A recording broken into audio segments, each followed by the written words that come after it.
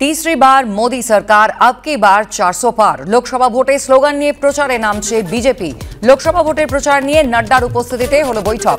543টি আসনের মধ্যে 400-র বেশি আসনে জয়ের লক্ষ্য। 400-র বেশি আসনের টার্গেট নিয়ে এবার ভোটের প্রচারে নামছে বিজেপি।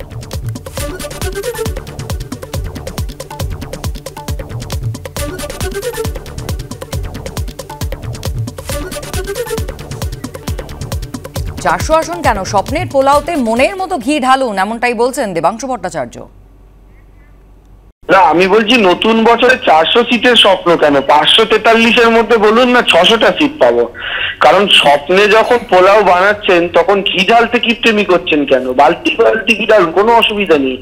এখন বিষয়টা হচ্ছে বিজেপি ভুলে যাচ্ছে 2019-এ যে তারা নির্বাচনে জয়যুক্ত হয়েছিল তখন একটা দেশাত্মবোধের হাওয়া ছিল, পাকিস্তান ছিল, সার্জিক্যাল স্ট্রাইক ছিল, পুলওয়ামা ছিল। ফলে বিজেপি প্রায় হারতে হারতে ডুবতে থাকা একটা নৌকাকে সেই মুহূর্তে দাঁড়িয়ে তারা দেশাত্মবোধের হাওয়াকে রাজনৈতিকভাবে ব্যবহার করে সেই নৌকাটাকে বাঁচিয়ে নিয়েছিলেন। এইবার কিন্তু সেই পরিস্থিতি নেই। মধ্যপ্রদেশ, রাজস্থান, ছত্তিশগড়ে 2018-তে কংগ্রেস জেতার পরও লোকসভা নির্বাচনে কংগ্রেস হেরেছিল। ফলে এই তিনটে বিধানসভা দেখেও যেন বিজেপি ওভার এক্সাইটেড না হয়ে যায়। আমি শুধু শেষ একটা কথা মনে করিয়ে দেবো, আপকি বার 400 বার যারা বলছেন তারা বাংলায় আপকি বার 200 বার বলেছিলেন।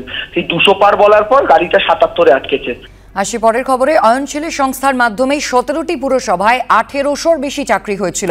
হাইকোর্টে এমনটাই দাবি করল সিবিআই। এস বসু রায়ান কোম্পানিকে সামনে রেখে অবাধে দুর্নীতি হয়েছে। প্রাথমিকে নিয়োগ দুর্নীতি নিয়ে বিচারপতি অমৃতা সিনহার কাছে মুখবন্ধ খামের রিপোর্ট দিল তারা। প্রাথমিকে নিয়োগ মামলায় হাইকোর্টে রিপোর্ট দিল ইডিও। 17টি পুরসভায় অয়নশীলের সংস্থার মাধ্যমে 1829 জনের অবৈধ নিয়োগ। এস বসু রায়ান কোম্পানিকে সামনে রেখেই নিয়োগে করা হয়েছে দুর্নীতি। প্রাথমিকে নিয়োগ দুর্নীতি মামলায় আদালতের রিপোর্ট জমা দিয়ে দাবি করল সিবিআই। বিচারপতি অমৃতা সিনহার এজলাসে রিপোর্ট জমা দিল আরেক কেন্দ্রীয় এজেন্সি ইডিও। প্রাথমিক নিয়োগ দুর্নীতি মামলায় মঙ্গলবার আদালতে সিবিআই জানিয়েছে এস বসু রায়ান কোম্পানি 2022 পর্যন্ত চার্টার্ড অ্যাকাউন্টের ফার্ম হিসেবে নথিবদ্ধ ছিল। তারপরেই বেশ কিছু বিষয় এই কোম্পানির সঙ্গে যুক্ত হয়। এই কোম্পানিকে সামনে রেখে দুর্নীতি চলছিল। শুধু তাই নয়, কেন্দ্রীয় তদন্তকারী সংস্থার দাবি বোর্ডের কর্মীরাও এই দুর্নীতির সঙ্গে যুক্ত ছিল। বেআইনিভাবে নথি নষ্ট করা হয়েছে। এর আগে ডোমকলের তৃণমূল বিধায়ক জাফিকুল ইসলাম, পার্থ ঘনিষ্ঠ তৃণমূল কাউন্সিলর বাপ্পাদিত্য দাশগুপ্ত, বিধাননগর মেয়র পারিষদ দেবরাজ চক্রবর্তীর বাড়িতে তল্লাশি চালিয়েছিল সিবিআই। সে কথাও এদিন বিচারপতি অমৃতা সিনহার এজলাসে জানায় সিবিআই। 17টি পুরসভার অয়নশীলের সংস্থার মাধ্যমে প্রায় 1829 জনের অবৈধ নিয়োগ হয়েছে। জেলে গিয়ে অয়নশীলকে জিজ্ঞাসাবাদও করা হয়েছে, আদালতে বলল সিবিআই। অত্যন্ত গুরুত্বপূর্ণ কথা সিবিআই বলেছে, সেটা হলো যে তারা মূলত তদন্ত করেছে বেশ কিছু প্রিমিসেসে, বেশ কিছু জনের প্রিমিসেসে, এবং তদন্ত এখনো পর্যন্ত চলছে। নিজেরাই নিজের দায়িত্ব নিয়ে ওএমআর শিট তারা সাপ্লাই করলো, তারাই মূল্যায়ন করে দিল। কোনো কিছুর বিষয় নেই, যেমন ইচ্ছা তেমন করে অ্যাপয়েন্টমেন্ট দিয়েছে। কার্যত যে আদি থেকে অন্ত পর্যন্ত, উঁচু থেকে নিচু পর্যন্ত সমগ্র ব্যবস্থাটায় দুর্নীতিতে পচে গেছে এবং শেষ করে দিয়েছে আমাদের জীবনগুলোকে।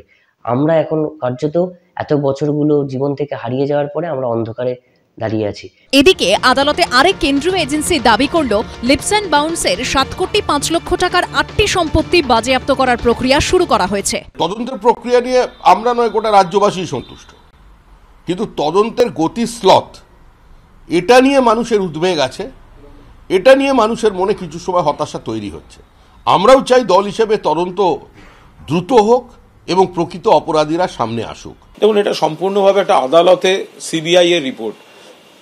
এবার এর সঙ্গে দলের কোনো সম্পর্ক নেই, তৃণমূল কংগ্রেসের কোনো সম্পর্ক নেই। যদি কোনো তদন্ত হয়, আমরা আশা করব যে কেন্দ্রীয় সরকার, তাদের বিজেপি যেন কোনো রাজনৈতিক লক্ষ্যে, রাজনৈতিক এজেন্ডায় না থেকে নিরপেক্ষভাবে তদন্ত করেন। এদিন বিচারপতি অমৃতা সিনহা নির্দেশ দেন বুধবার ইডির যুগ্ম অধিকর্তাকে উপস্থিত থাকতে হবে। পাশাপাশি কণ্ঠস্বরের নমুনা সংগ্রহের অভিজ্ঞতা সম্পন্ন ইএসআই হাসপাতালের একজন চিকিৎসককে উপস্থিত থাকার নির্দেশ দিয়েছেন তিনি। সৌভিক মজুমদার, দীপক ঘোষ ও সত্যজিৎ বৈদ্যের রিপোর্ট, এবিপি আনন্দ।